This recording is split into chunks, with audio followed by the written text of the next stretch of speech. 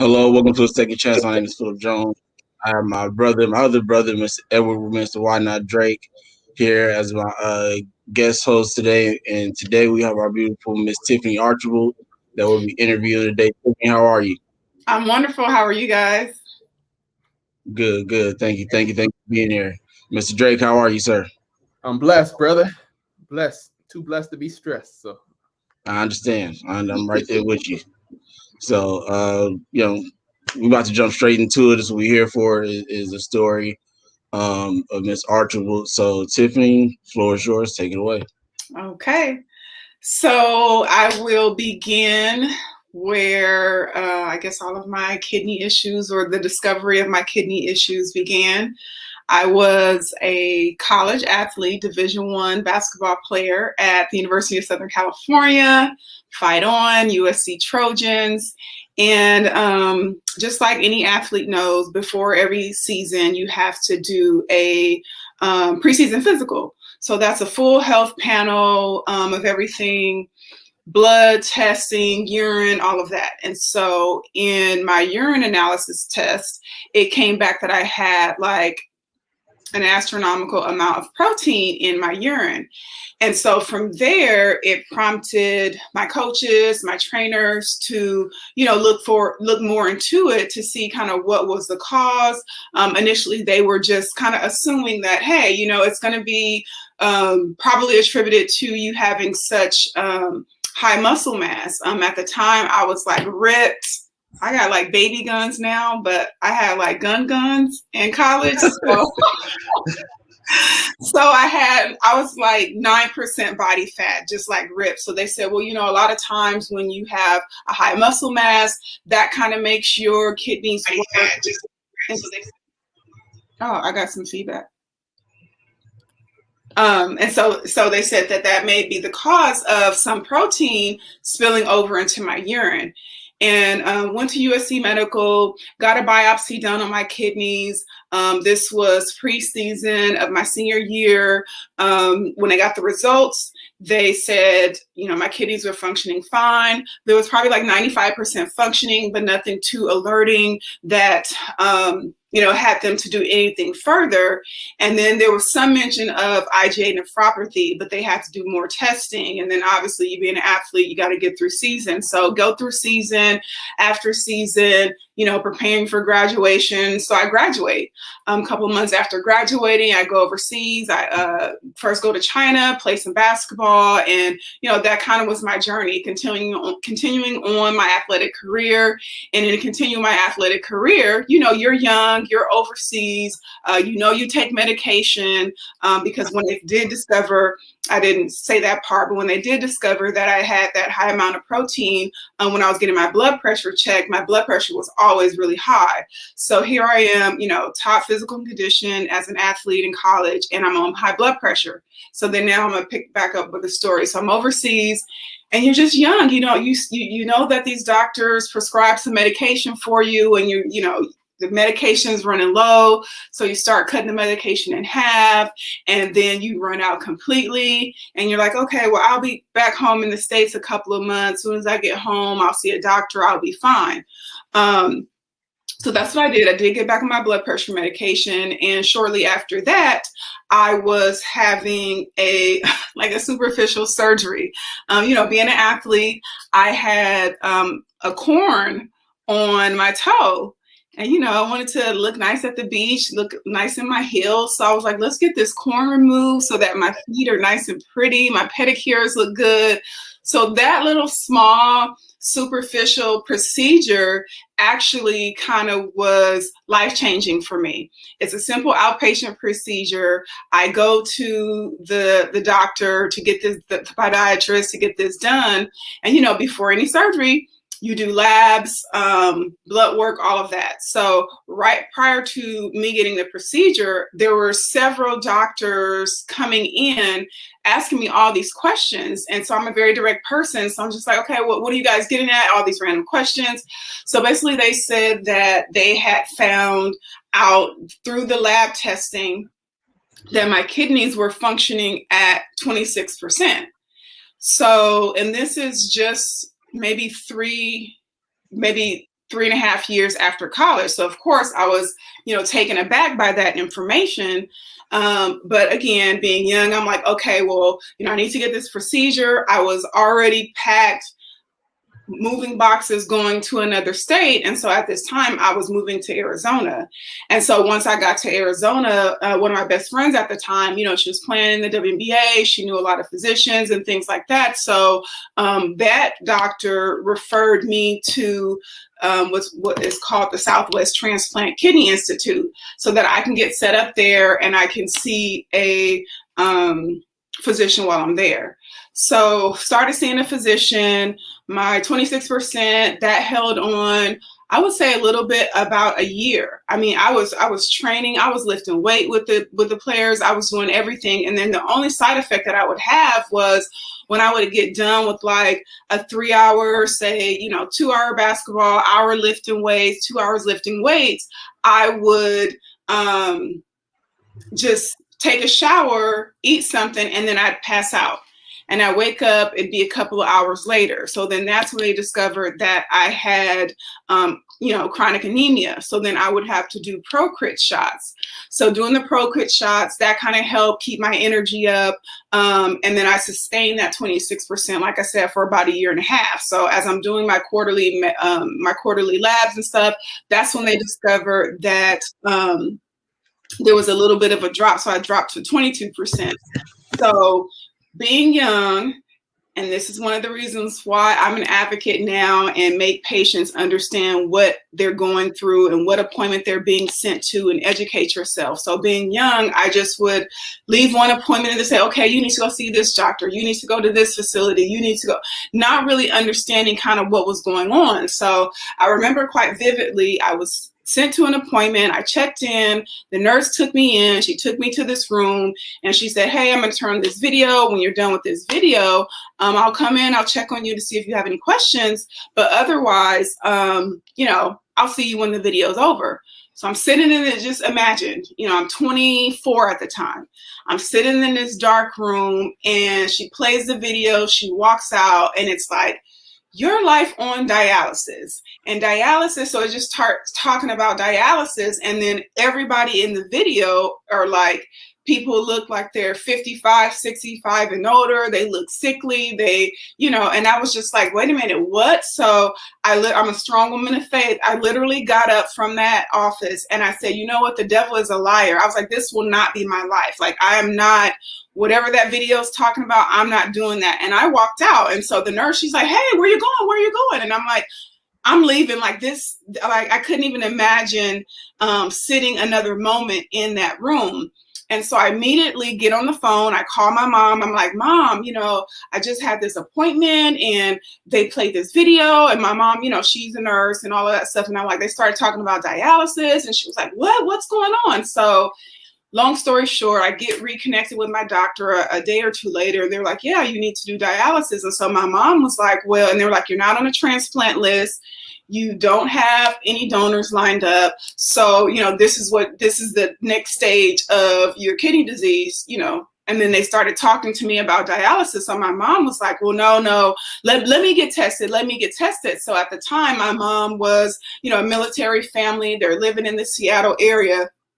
And so they were at the base and she got all of her testing done.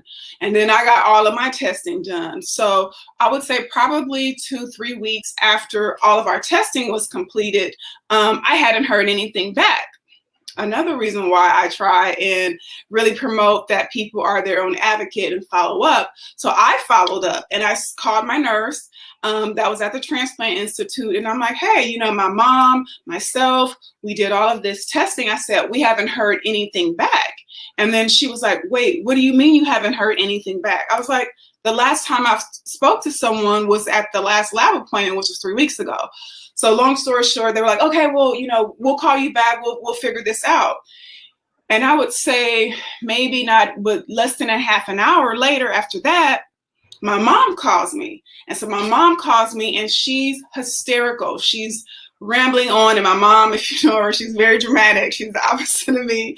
She's very dramatic, and I'm just like, mom, what's going on? You gotta chill. Like, what? Talk to me, breathe. What's going on? And she's like, they said I'm a match. They said I'm a match, and I'm like, what?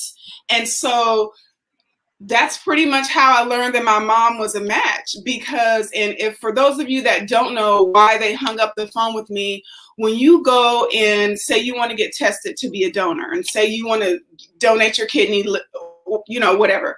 So there's a last minute consultation that each donor has with their surgeon to say, hey, yes, you've gone through this whole process, but you still, they call it, I don't know if I should be talking about this, but they pretty much give the donor a last minute option, because a lot of people will say, hey, yeah, I want to be a donor, because maybe in the back of their mind, they don't think they will, but they do have to consult one last time with that donor to make sure that this is something that they actually want to do. So that's why they hung up with me, called my mom, and then my mom was the one to call me back.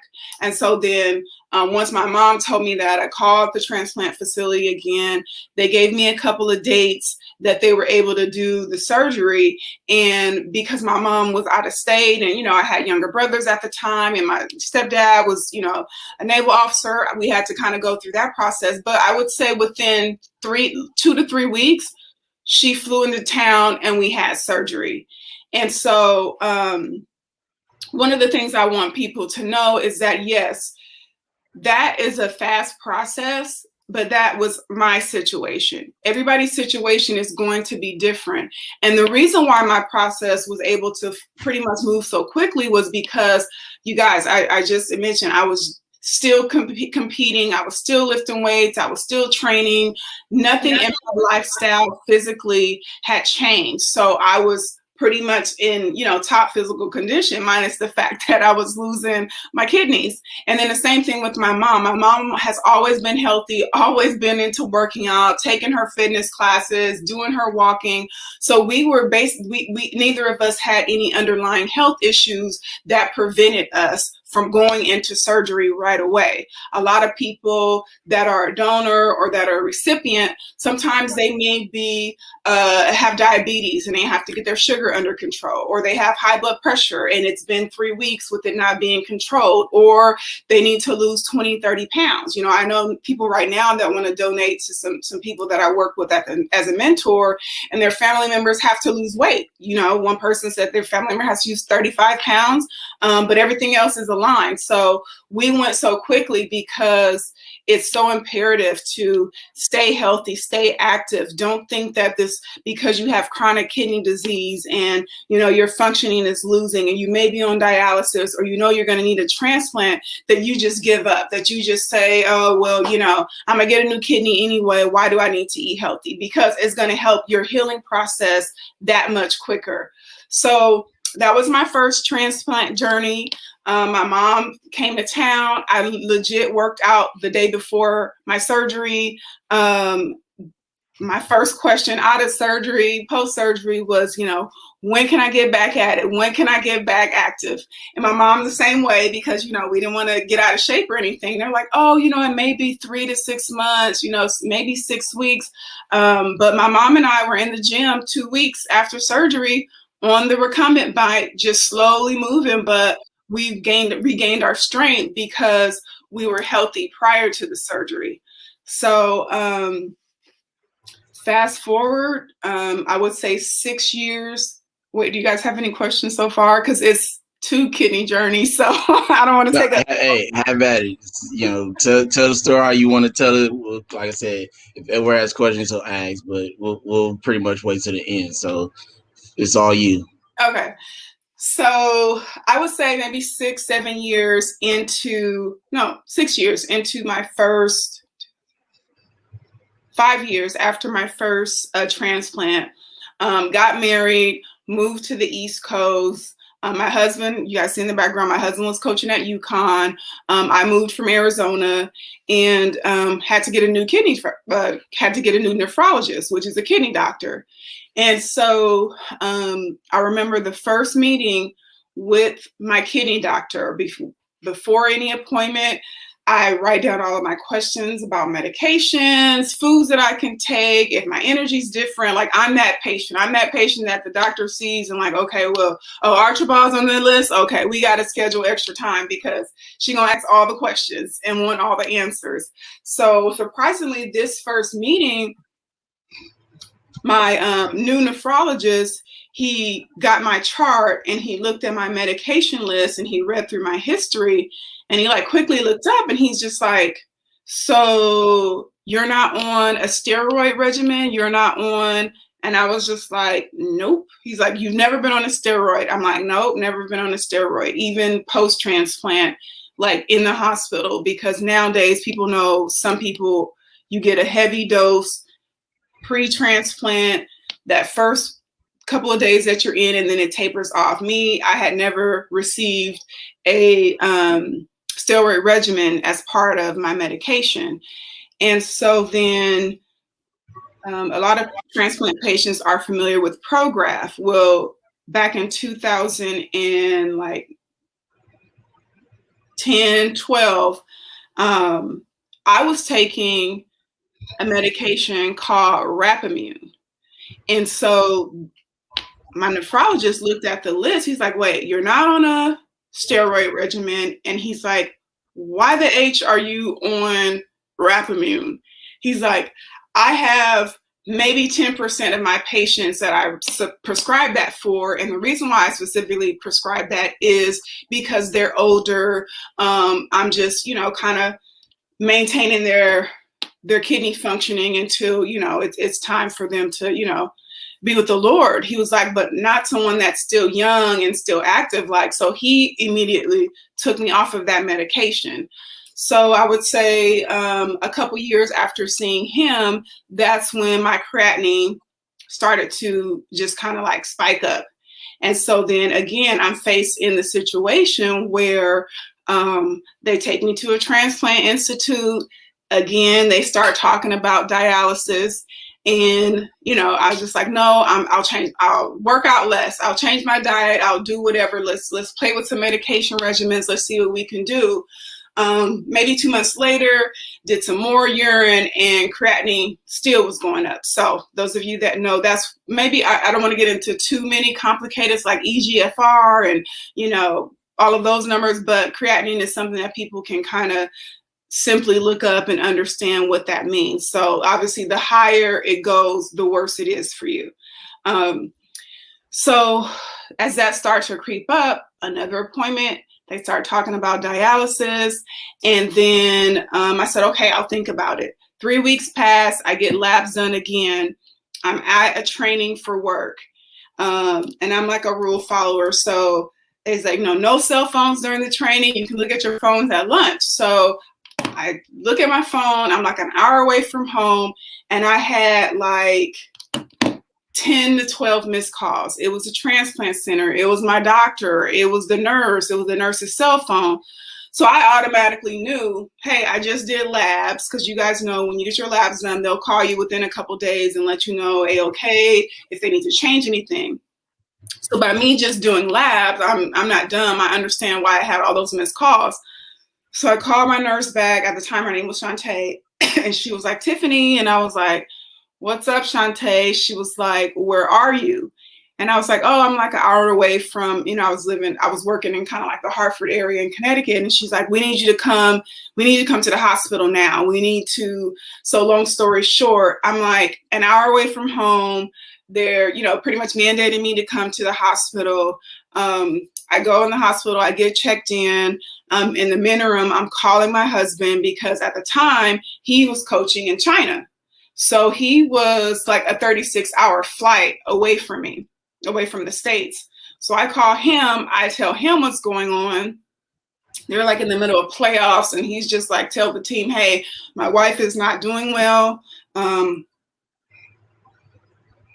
need to go home.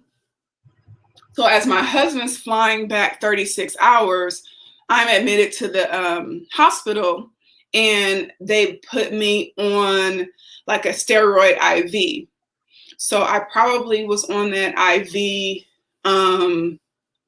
maybe like a day or two and then I was discharged, and then I was taking like 100 milligrams, like something crazy, if you guys know prednisone. So I would say within a week, I looked like a completely different person. My face was round, my eyes were sunken in. You know, you always, no matter if you're Black, white, Asian, Hispanic, we all get that gray kind of skin. So we lose our skin pigment, you know, when you start having those kidney issues. So they put me on the steroid to kind of keep me afloat. And then they're like, okay, we need to set up your surgery for your dialysis port in 3 days. So 3 days prior to that, my husband lands from China. He actually lands on our 3rd year anniversary. He lands, we go home, we shower. I had an appointment. I said, hey, you know, I don't have anybody on the list. They're talking about I got to start dialysis. I'm like, why don't you get checked? Why don't you see if you're a match? So he goes in, he gets his labs done. And from the first blood test, our blood types were compatible. So from that test, I don't want to overwhelm people, but it's a lot of testing and a process that makes a person a match and makes them fitting for a actual donor to you. But literally, you guys, test after test, tissue typing, everything. It was like before surgery, both of our surgeons said that we matched as if we were blood-born siblings. Like they compared our matching to my mother's, and his looks like it would have a better outcome from my own mother, who, you know, birthed me once already. So, and the ironic part about that is what I want people to be educated about is that you don't have to, I'm African American, obviously. My husband is white, so he's a little bit of Irish, Polish, Scottish, all of that. And he matched better than my mom would. So when I'm talking and advocating to people, I tell them, like, it doesn't have to be someone in your family. It doesn't have to be someone from your same ethnicity. That's not how this process works. So anyway, long story short, from the first day he had his first blood test to the day we went into surgery, it was 9 days. So for those of you that hear my story, yes, it's a miracle. It's God, it's ordained, it's all of that, because that's not typical. Sometimes people take 3 months is probably the fastest. It's usually 6 to 9 months so that the recipient and the donor are both healthy enough. But for us, that's just kind of how it worked out with my story. So those are my 2 transplant journeys. All I got for you is wow. that's all I got, because I've heard different transplant stories, people who've had, you know, more than one, and how they've had to go through dialysis 6, 7, 8, 9 years before they can get another one, and you know how it took so long to even find somebody as a match if they had a living donor. And so for yours to go the way it did is, you know, definitely a blessing. So, but let you get yourself together for a minute. I'll go to a commercial and we'll be right back. Okay.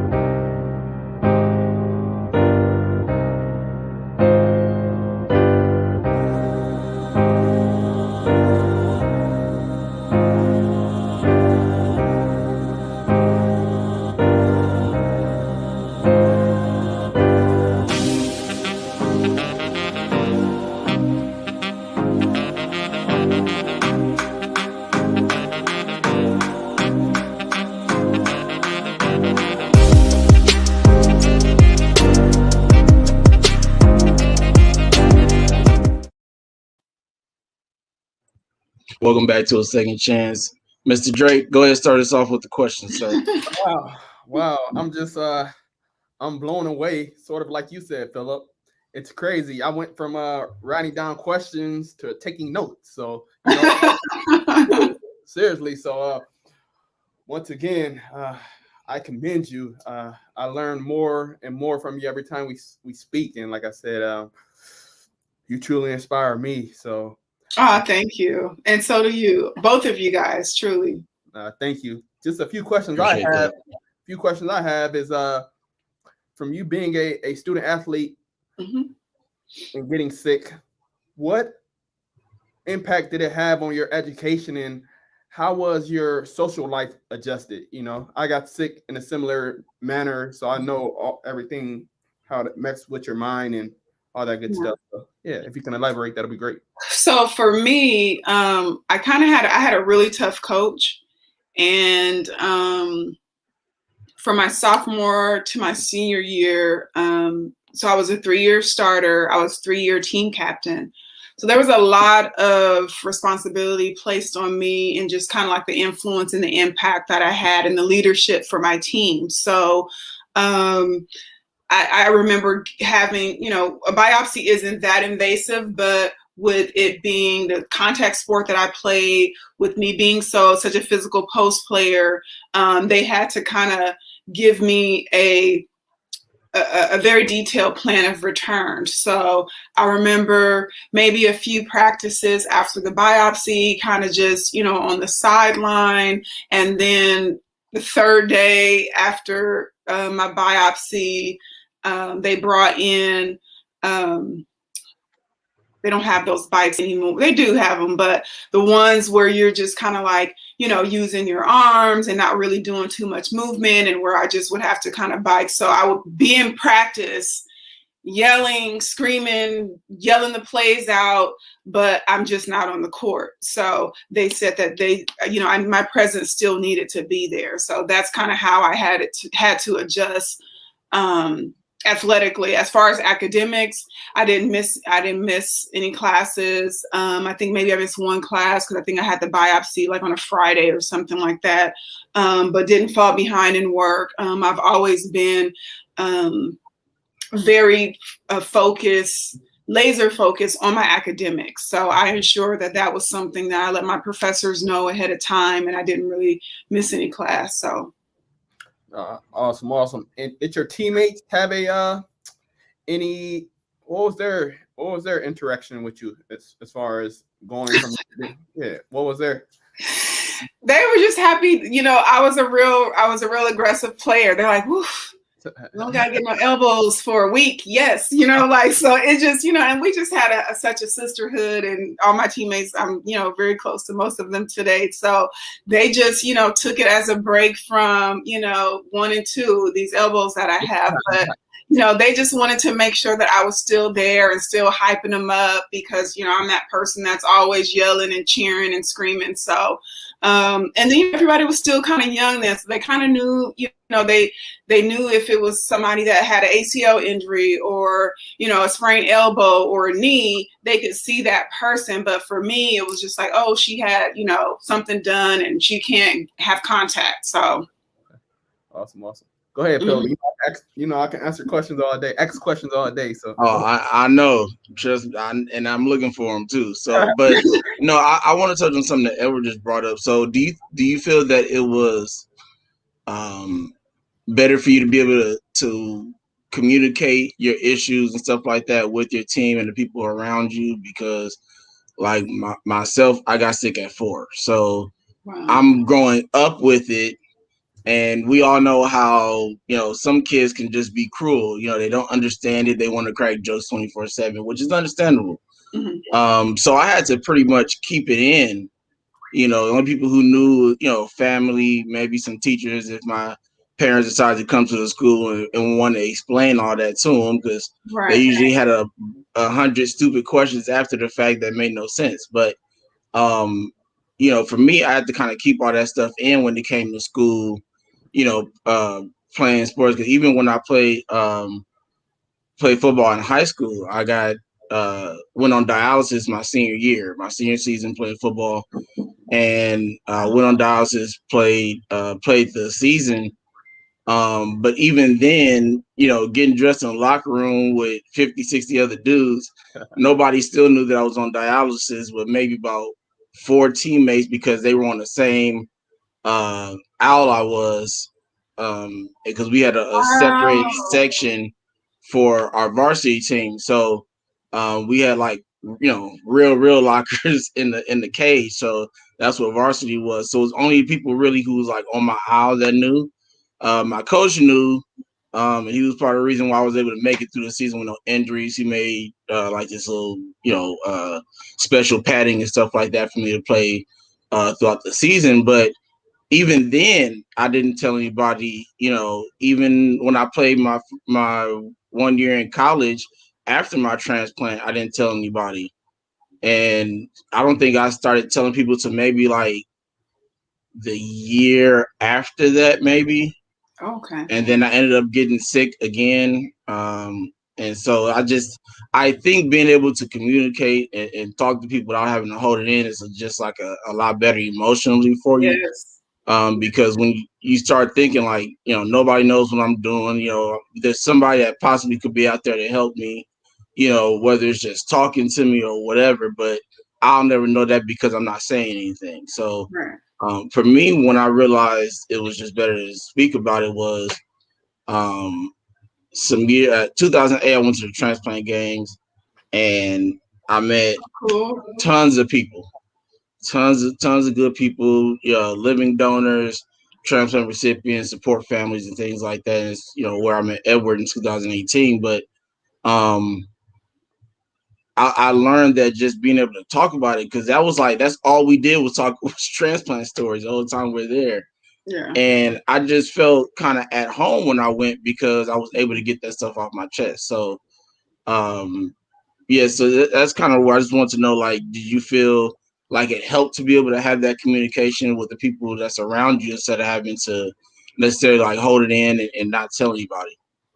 Yeah, I definitely think, having that support group, like you said, and being amongst those that are in your similar situation, like I can see where you gain that confidence and that security from.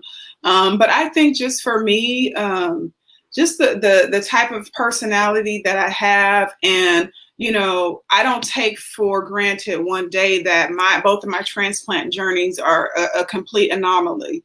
So hearing you and having to be sick and go on dialysis and back and forth, it's kind of like I feel that was so much more a part of your daily life for years, and then being healthy. I think for me, being able to talk to so when I first had my first transplant, I was 25.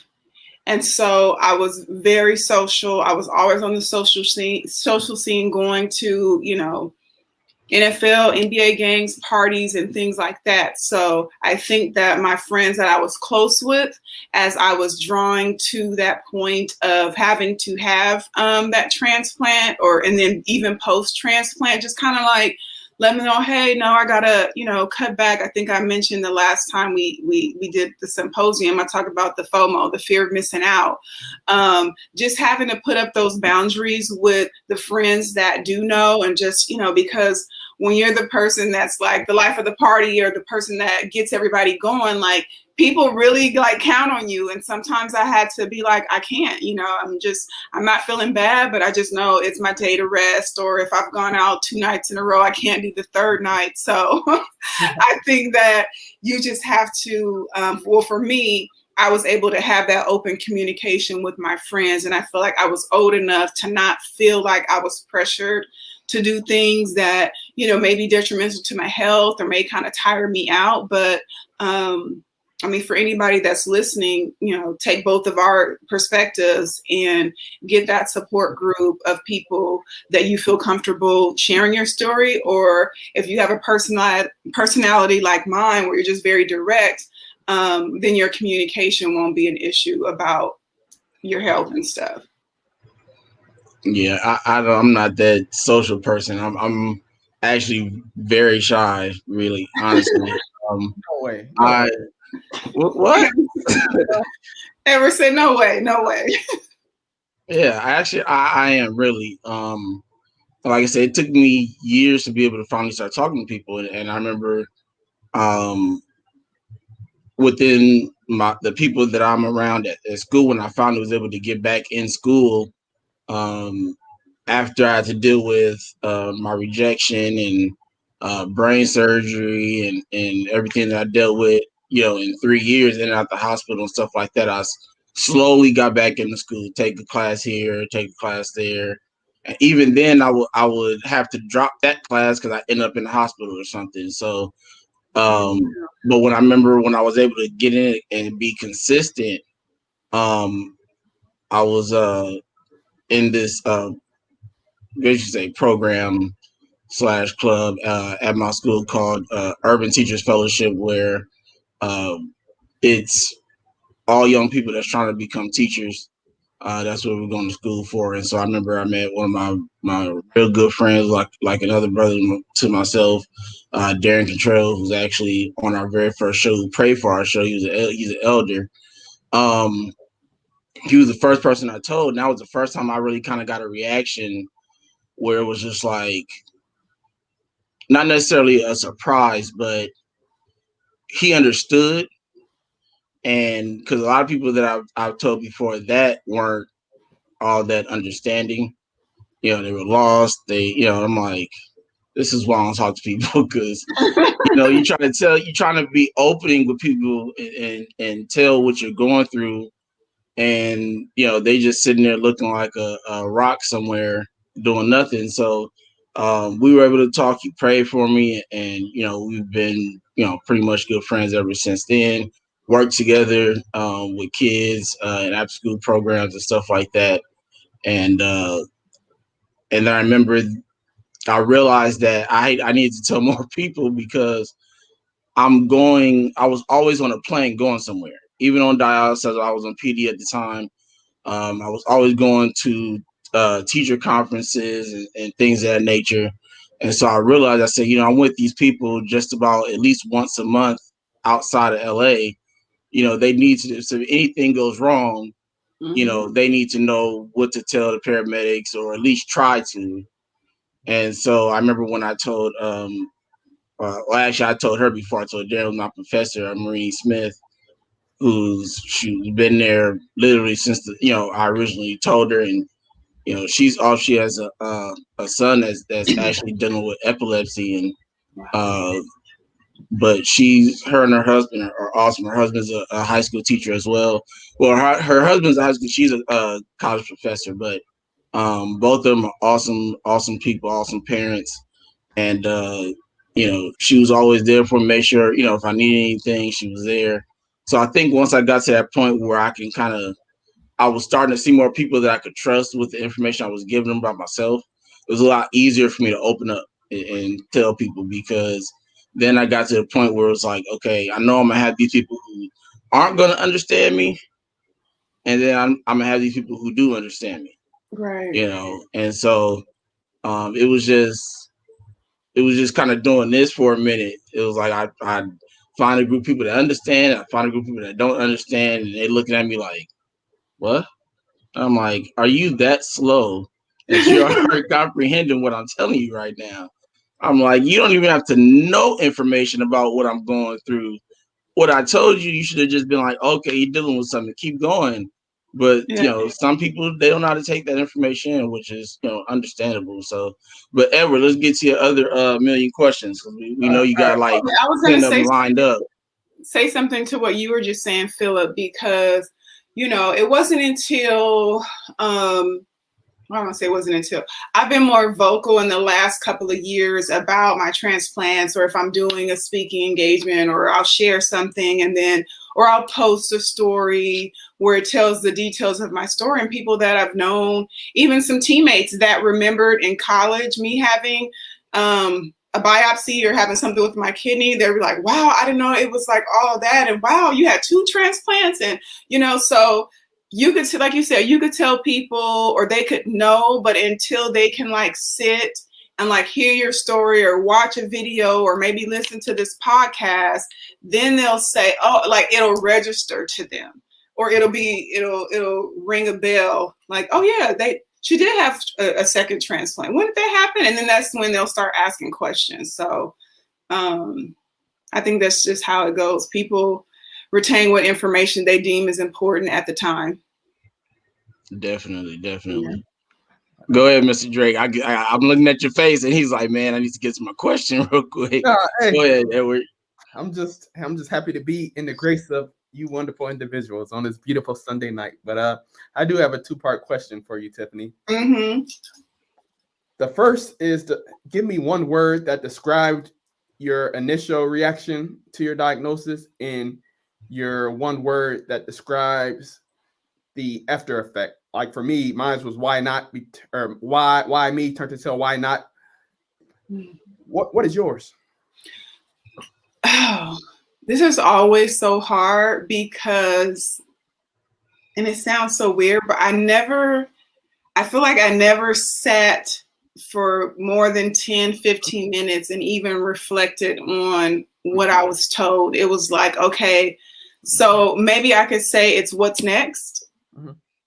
You just met, that's kind of what's next. Yes. So what's next? Like, what do I have to do next? What's the next test? What's the next lab draw? What's the next process?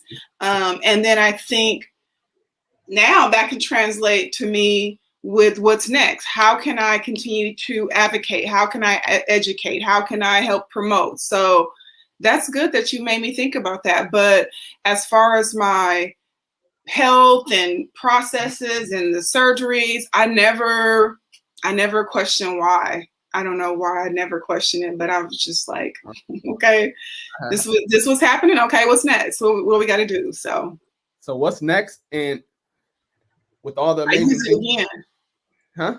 I doubled down on the what's next. Oh, so two what's next? What's next and what's next? So constantly keep it moving, right? On and forward. I like that. Yes. And my next question would be, how has your transition from what was your original goals? Have your original goals been adjusted career-wise from what you had planned to do versus what you're doing now? And if so, how?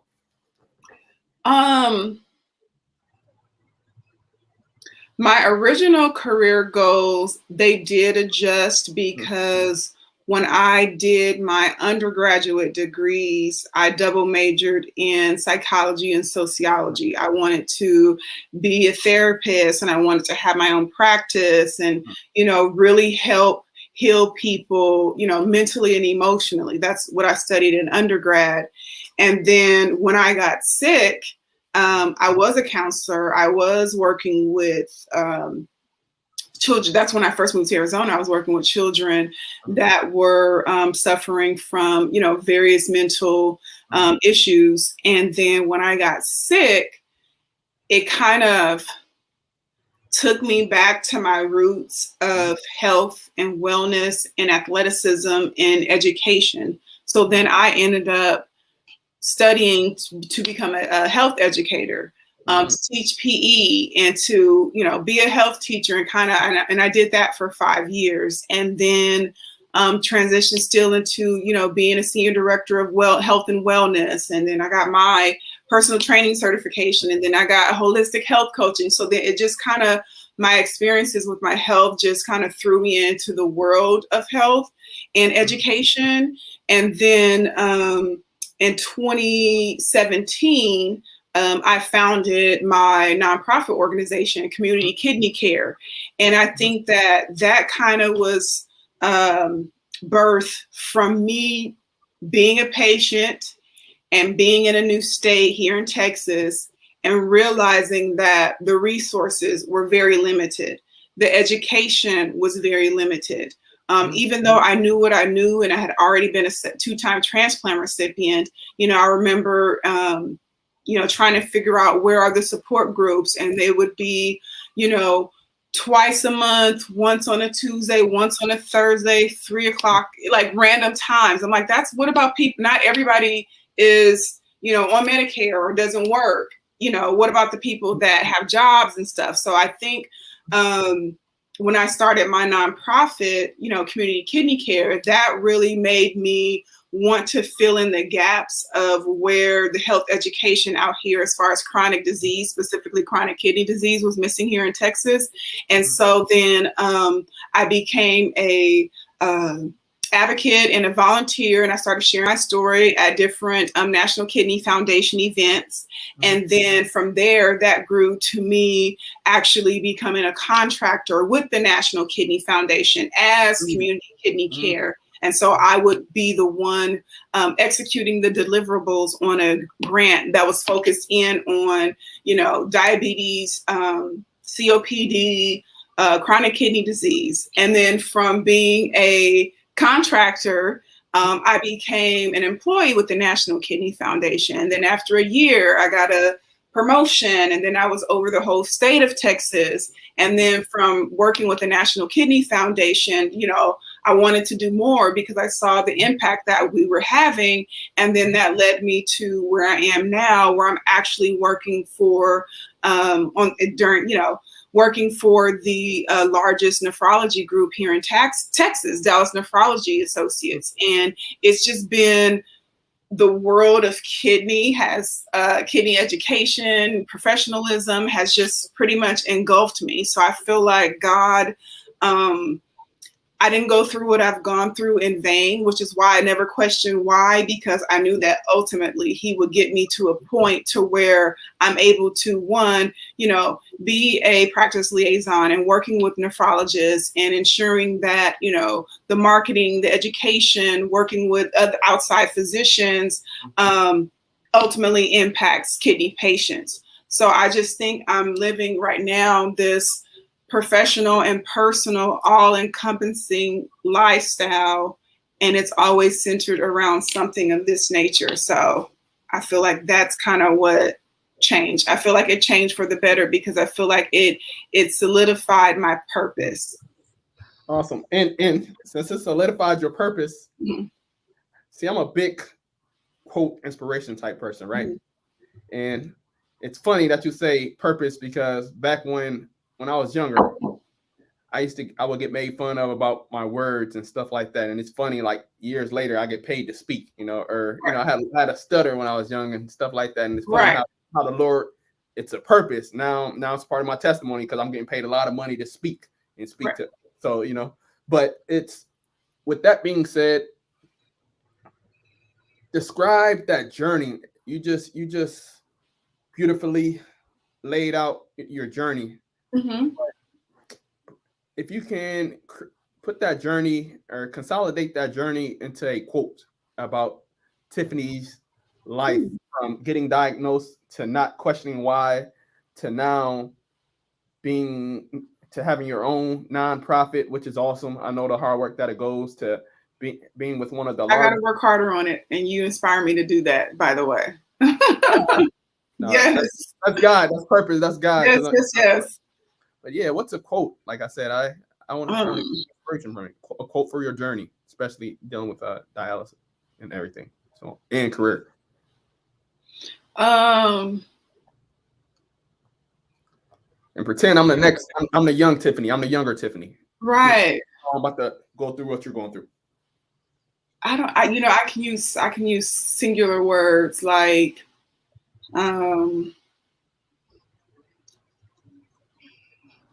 advocate, motivate, educate, turn your passion into purpose. Something. Those words are always kind of circulating. So I need to think of a quote and kind of make up my own. But yeah, something just that involves, education, educating, motivating, advocating, passion and purpose. I don't know if all of those words create an actual word. What's that? Yeah, tell me why. Tell me why for each. I think as far as advocacy, it's so important because patients such as all of us did not get here without someone or a situation happening to where you felt if you had someone in your corner advocating for you, you would be A, B, or C. So I know that from those two small examples, well, they were major, but two major examples that I gave you when, you know, I was sat in a dark room, watched the video about dialysis. Dialysis is terrifying. I'm still terrified of it to this day. You know, I work with so many patients, and you know, with work and when I have to go in the units and things like that, it just makes me very uneasy. So I think being an advocate for the voiceless, being an advocate for those who don't know where to turn, who can't even begin to process. It's so many patients that will sit when we used to do patient summits. So many patients will sit, we would line up the top nephrologists to come and, you know, sit and speak at a patient summit, and they would have the beautiful slides and they would have the data and they would give the patients their printouts. And then 3 or 4 nephrologists will talk. I go up, speak, share my story. The 2-hour conference is over. And then I look up and I have a line of people waiting to ask me questions. And then the professionals with the degrees and that are actual medical doctors, they're just sitting there like, y'all don't have questions for us. And I think that's an example of why any disease patient, but I can speak specifically to CKD patients, on why you need an advocate, and then that ties into education, because an advocate can only say, hey, you know what, this is what your doctor should be saying. This is where you should be told the proper information. This is where you can find resources, but education too, like sitting a patient down and really making sure that they understand what does EGFR mean? What is creatinine? What does your phosphate? I mean, just those things. I know not every patient is going to understand them to the magnitude that all 3 of us do because of what we've gone through. But it's too many times where they're just like I was, you know, when I was 25, just sent from appointment to appointment to appointment to meeting to doctor visit. And they're just like, okay, I don't know what the appointment's for. I was just told I need to go. So I think that's why advocacy and tying in education is so important, so that, and then making patients know that as a patient, the doctor technically works for you. So you need to be forceful if there is something bothering you, or if you do feel the issues, or if you feel like the medication is making you feel a certain way. And if they tell you, oh, give it 2 weeks, give it 3 weeks, and it's been a month, come back and say something, because, you know, doctors have mishaps. They overlook lab draws. They overlook different, you know, things that come back from your blood work. So that's why advocacy is so important too. And then just motivate. I feel like me being a high energy person, a very passionate person, it should hopefully give life to people that have gone through what we've gone through, and let them know that this is not the end. Like, I love the name of this podcast, A Second Chance, because it's like you're getting a second chance at life. You're getting a second chance to, you know, before people that have been on dialysis for 10, 12 years, when you get that transplant, that's a whole second lifestyle. Not only is it a second chance at life, it's a second chance at a different lifestyle. So I think just being on a platform such as this is inspiring and helps me, you know, get excited myself, so that I can in turn go out in the public and, you know, motivate people as well. Awesome. Thank you. Go ahead, Phil. So I want to touch on something that goes with the advocacy thing is something you brought up earlier, which is being proactive. What I've learned over the years is that when it comes to the educational side, knowing what, you know, your phosphorus is and potassium, creatinine, all that stuff, is that a lot of doctors don't touch on those subjects if you're not dealing with it. So if your potassium is fine, they don't tell you, you know, what can happen if it goes up. If your phosphorus is fine, they don't tell you what can happen if it goes, you know, things like that. So a lot of people don't get the knowledge and education about these certain things until something goes wrong. Right. It is at this point that I figured out that it's up to us as patients to get that information from the very beginning. Find out what your lab is supposed to look like. find out what these abbreviations mean so you know what you're reading when you're reading Yes. them, things like that. Because I never, even though I had chronic kidney disease at the age of 4, I didn't have to deal with potassium and phosphorus issues, even only function on 30%. And so I didn't know what, I mean, I knew what they were, but I didn't know what the range was and what happens if it goes up or goes, too low or whatever, until I had to, I started dealing with those issues after my kidney rejected. And that's when I started having, I was on uh, hemodialysis for 3 years, but those were like part of the worst 3 years of my life because, I'm dealing with trying, being an athlete, all I know is fluids, fluids, fluids. Stay hydrated and stuff like that. Yes. So that Mhm. was probably one of the biggest drawbacks for myself when I went on hemo was trying to cut back on fluids, and I'm, you know, just finished playing, sports and doing things. I just finished the track season, football season right after that. And I'm used to just water, water, water, water, water, Mhm. or Gatorade because I didn't have to really worry about my stuff is being flushed out and stuff like that. But it's like people don't understand how important it is to know the terminology of your illness. And it's not just kidney patients. It's not just this is anybody who deals with some kind of illness, whether it's life threatening or not. You need to know what your doctors are saying to you. Yes. You need to know the outcome of if it goes this way or that way. You need to know this stuff because you're gonna look up and something's gonna happen. You're not gonna know how to deal with it because you don't know what the heck is going on. Right. Right. And it was I got lucky with my move from hemo to PD because I ended up moving into a house, so I was able to make that transition. And since I've been on PD, things have been a lot easier for me. I still have my back and forth hospital stays and things like that, but shoot, I think once I got to about 2016, like I said, when I finally started going back to school, things started, to come together for me. I was learning, what I was dealing with. I learned more when I had my parathyroidectomy in 2019 when they removed my Oh my parathyroid. God. And so what I found out from there is that why it's so important to know these things is because you make decisions easier and faster. So 2 years before I had my that procedure, my doctor already came to me like, "Hey, your PTH is too high. We will need to, do surgery, remove it." And I'm like, "No," because at the time I was in a gospel group, and my voice was everything to me at the time. So, Right. um, I'm like, "Nah, I'm not doing the cutting my throat thing. It's just not happening." And so I held off on it for like 2 years, and when I got to 2019, I just finally said, you know what? Let me just go ahead and do this because I don't need other issues to happen because of Right. this particular thing. So I went on with the procedure, and I've told Edward this story before. I remember after taking meds for so long, you know what they're supposed to look like when you have them.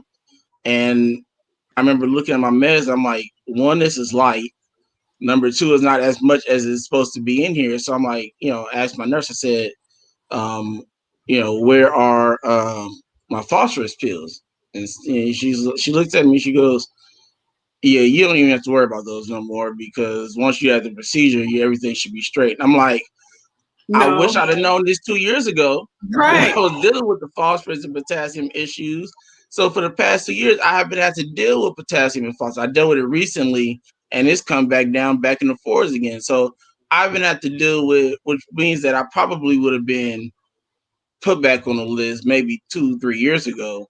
If I'd have known that would have happened, everything would have been, lower than where it's at. So the point to that is people need to know how to, like I said, be proactive for this stuff because at the end of the day, if you're not proactive, you can't expect somebody else to be Right. proactive for you.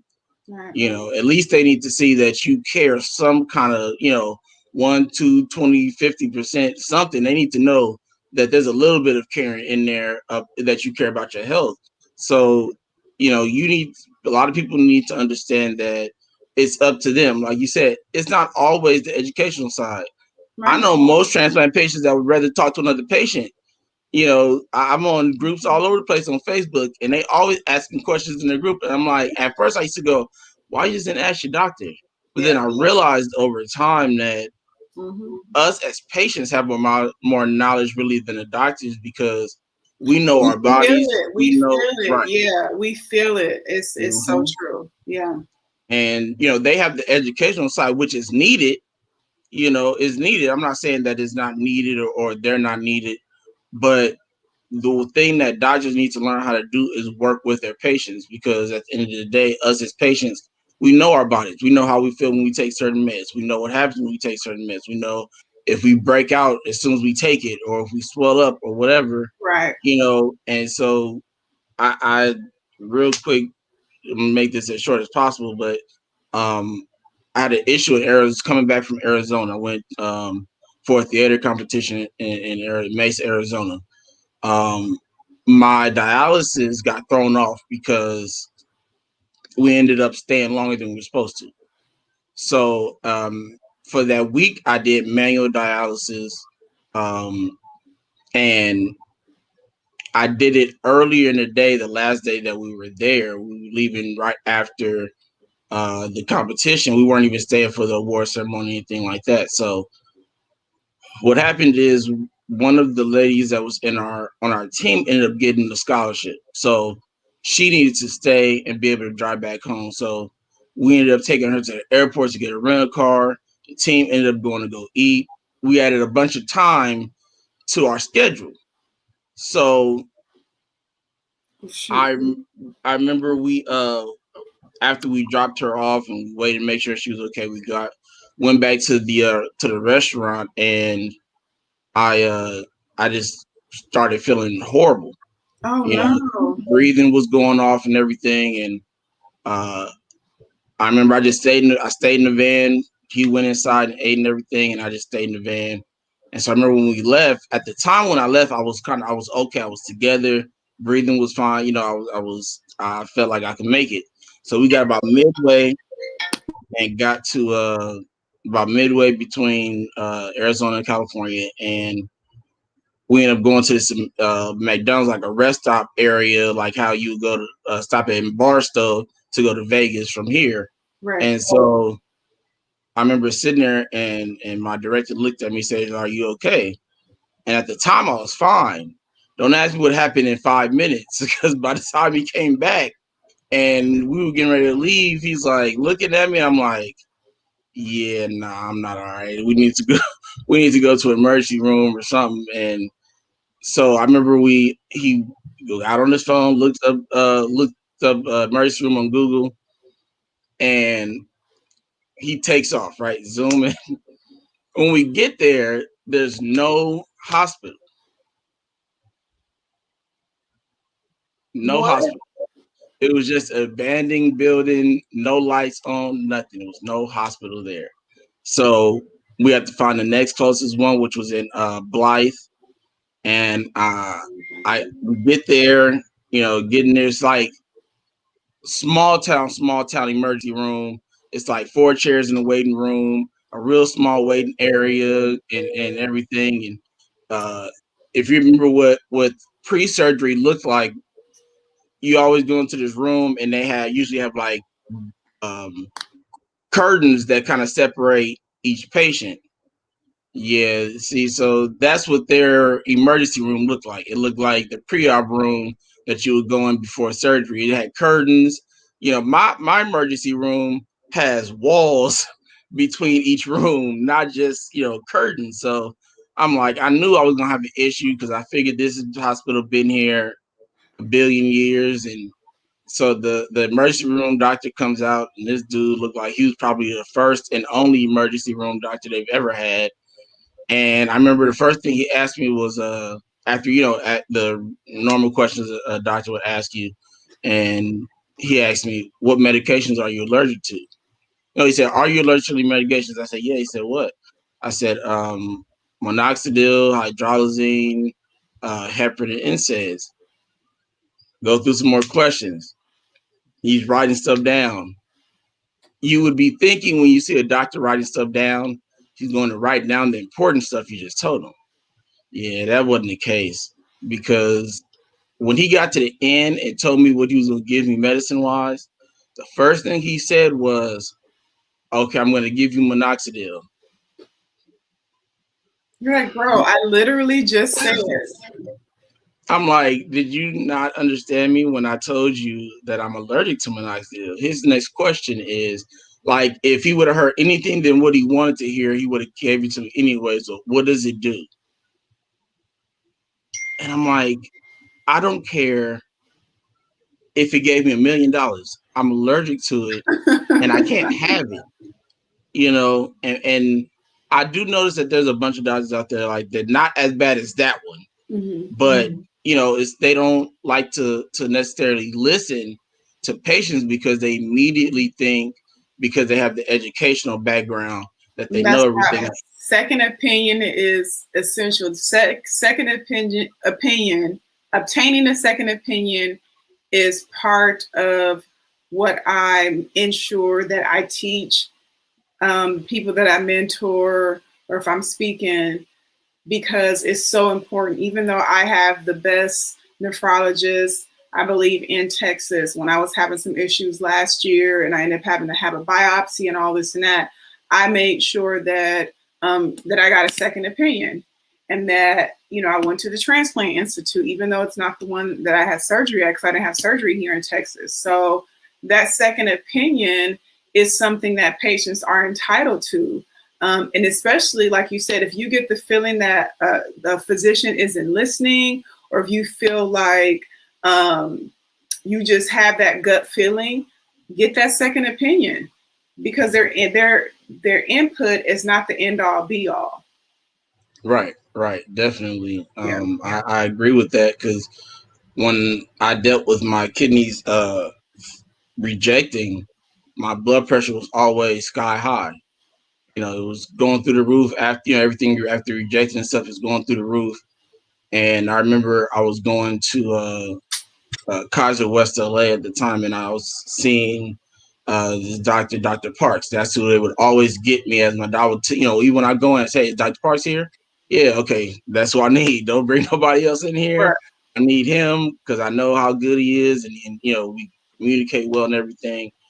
And I remember he came in and said, "Hey," he said, "has your doctor ever talked to you about removing your kidneys?" And I said, "No." Why? He said, "Because and don't get mad at me, I just never could learn how to remember how to say this word, but there's a certain gland over your kidneys, and so because there was no more gland, it was what was causing my blood pressure to spike up." And he said, because your kidneys are pretty much done, you no longer have that gland over your kidneys, and so if we remove it, it'll help you. And I said, okay, we'll call them, because they were different offices, but the same hospital. It was still Kaiser, just in a different location. And so they all have the same, all the information that's in the system of Kaiser. Anybody at any Kaiser can see it. So even if you're in San Diego, or if in LA, if you're in Hollywood, whatever, you can still, it's all the same information in the system. So he called my doctor, that same day, and came back and was like, he okayed it, and we're gonna have surgery. I think I did like the next day or two after that. And so getting a second opinion doesn't always mean necessarily that you have to get that second opinion. That second opinion can sometimes just come necessarily from another doctor, and 9 times out of 10, the doctor that you see regularly, conferring with that other doctor, usually come to an understanding of what the issue is. Yes. And so, like I said, my doctor now is very equivalent to my pediatric nephrologist that I had. I had 2 great pediatric nephrologists. They actually were best friends, worked in the same office and everything. One retired before the other did. Oh, wow. And so they were like identical people. They were like twins. And, but they were both awesome. And I got blessed with having Dr. Sim, who is now my doctor, that I've had literally since I've been transferred from pediatric to adult. And he's the reason why, outside of the fact that the work that I put in to still be here, he's a big reason why I'm still here. I before him, no, was I think I told Edward this story. I had probably, I don't want to call her the worst because she was very intelligent and very bright and knew what she was talking about. I just don't think she was meant to be a pediatric nephrologist. I think she was meant to be an adult nephrologist because all she did was yell. That was all that she did was just yell, yell, yell, yell. I'm like, do you understand you work with kids? I said, kids don't take to yelling well. I know this for a fact. So you yelling at me, I'm not listening to none of you telling me right now because I'm like, kicking you out of my mind. I don't want to hear anything you're saying because you're yelling. I'm like, she just I told my doctor that because he asked me, he's like, didn't you have Dr. I'm not gonna say her name on here, but didn't you ever as a pediatric nephrologist say yes? I said she does not need to be a pediatric nephrologist. I'm sorry, it just doesn't, I'm not letting you know and everybody she should not. Right. And he looked at me, all he could do was laugh. Because he's like, I don't know nothing, and I don't blame him because I probably would have said the same thing, would have laughed at it and kept on going because, But being proactive, second opinions. Me and Edward know a guy named Austin. His mom was the original doctor that she had told her that she needed to have an abortion basically, and get rid of Austin before she had him. And so she ended up going to a second opinion doctor, and they were like, "You want to have it? Yeah, okay." And then she had Austin. He's still kicking and doing his thing now. At the age of 31. So, opinions are very important when you have that feeling that it's not the best solution for you. Coming from that, physician, it's not to say that you don't trust that physician, but it's to make sure that you get all the best possible solutions lined up, because at the end of the day, that's your life. Yeah. That is your life, and you're the one that have to live with these issues from that point on. If something happens, and so always, if you can get a second opinion, don't just go just because you say, "Oh, I can get one." If you know that whatever your doctor is saying is right, then just kind of go with it. But like Tiffany said, it's your right to get a second opinion. Yeah. I would definitely prefer it. So, Mr. Drake, you got any questions? I can go all night, but there we can fight another day. We'll make it happen. We can have a part 2, part 3, whatever. But it's definitely, I'm always inspired by you, Tiffany, since the day we met at the CareDX event, and I definitely look forward to continue to work with you to impact lives. Yes, most certainly. Definitely inspired me. So I'm inspired by the both of you as well, truly. And likewise, Philip, I'm proud of you, man. It's an honor to, when you asked me, I was laid up in my PJs, but but when you asked me, of course, I had to say, why not? You my brother, so keep it up. I love the commercials. You got this whole setup, so yeah, it's nice. Same, brother. Much love. I appreciate you. I definitely appreciate you, man. You know that, you're probably 90% of the reason why I'm even in a position to do what I'm doing. Like I told them, when we first started working together, I told him, before he gave me the opportunity to work with Why Not, I went to multiple different other organizations, and they literally basically all turned me all down. And that was basically for about 10 years. I went through that. And like I said, I met Edward at the transplant games in Utah in 2018. And, we talked for a minute. We were all kind of like, when you're at the transplant games, you just all over the place, don't know what you're doing, where you're going. And we got home. I gave him some time to kind of, get himself together and things like that. And then I messaged him, and it's been, going pretty much ever since then. So, just that one opportunity was able to put me in this position, and it'd be, like we do impact lives. So I definitely appreciate you. So, My last question for you is actually I do have one more question. I was supposed to get to this earlier, but I forgot. And I didn't mean to make the interview this long because I know it's late on both sides. You said what? No, I'm joking. I said you're gonna have me missing dinner, man. But no, I'm joking. Funny. You got me out here. I'm out of water. I'm out of. Go ahead. Go ahead. Nobody tell you turn into a well over there gulping water and stuff. You know. But real quick, I want to touch on this because I think it's important for people to understand the feeling of getting a living donor and why people need to be proactive with their own health to find themselves a living donor. So, what was the emotion like finding out that your mother was a match? Which was, mostly I think all of us would probably had a match to our mother or father, but it's the feeling that you get because it's like, you're able to save my life now. Right. You've already given birth to me once. You brought me into this world. You raised me, and then you're gonna basically give birth to me again by giving me life. And so, what was the emotion like when she called you? And then what was the emotion like when you found out that your husband was a match as well? I think kind of how I described it, because my mom is very, like, I'm high energy, but she's high energy, high emotion. And so it was just like, she was like, like, that's what it literally sounded like. And I'm like, wait a minute, slow down. Wait, what's going on?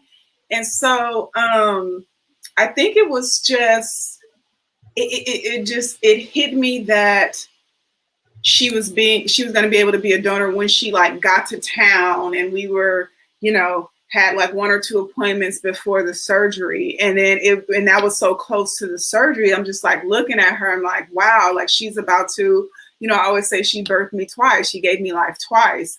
So I think it's just very emotional. And I will admit, I have to do a better job. I've never been one to be like all in tune with my emotions. I'm kind of I'm real easy. I'm real chill. I go with the flow. So I just kind of went with the flow with it all. But I have to sometimes sit back when it's the anniversary or when she's not feeling well, because I think I told Philip, almost 10 years ago, she had to have emergency brain surgery and things like that. And so when things like that happen, it kind of makes me sit back and get more into my feelings, as opposed to just the initial go with the flow, let's make it happen type of situation.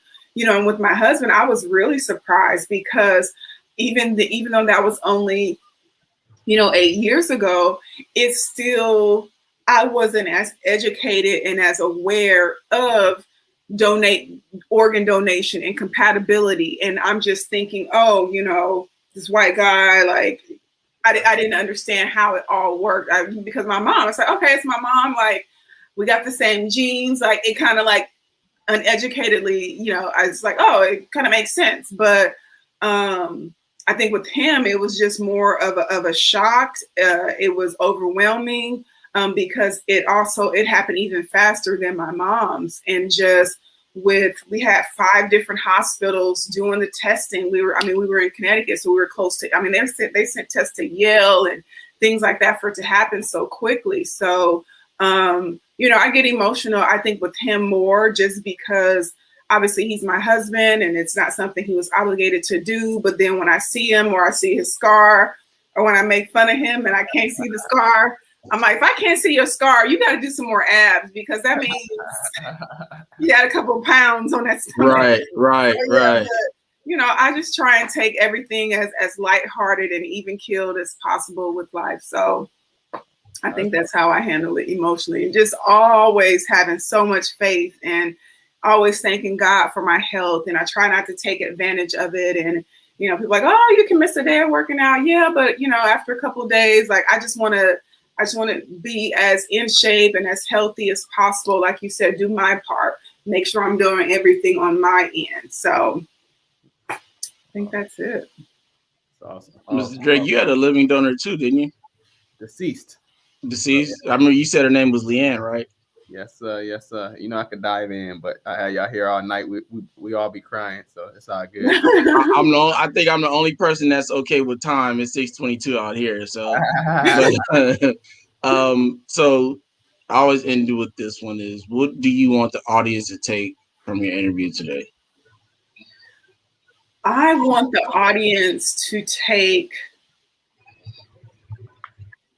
taking their health more seriously, making it a priority, being consistent, being thorough with their lab reports, annual exams, whatever the oral exams, going to the dentist. I mean, your health is your wealth. Your health should be your priority. I feel like we get lost in, especially in today's society, with so many outside external factors that are completely irrelevant when you look down, at the day of it. I see people, on the sneaker app and, posting this and material things. And I'm just kind of like, but what about your health? Like I can look at you, you may be healthy internally, but you're not taking care of yourself. You look tired, you look exhausted, you're partying too much, you're hanging out too much. So I just think making your health a priority, a focus,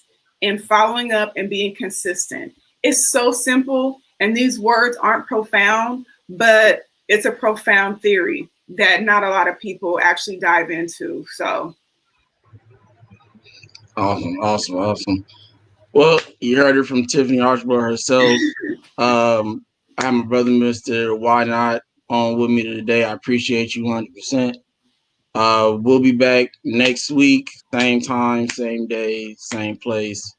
And we will see you all next Sunday. You all have a blessed Sunday evening, night, morning thing, wherever you are. And time is crazy, but appreciate you joining us, and we'll see you next week. All right. Thank you for having me, both you guys. Keep making history, Tiffany, and impacting lives. Same to you. You've done far more than I have, so I got to catch up with you. Like legit. You're the superwoman, but appreciate you. God bless you. All right. Thank you guys. Yeah.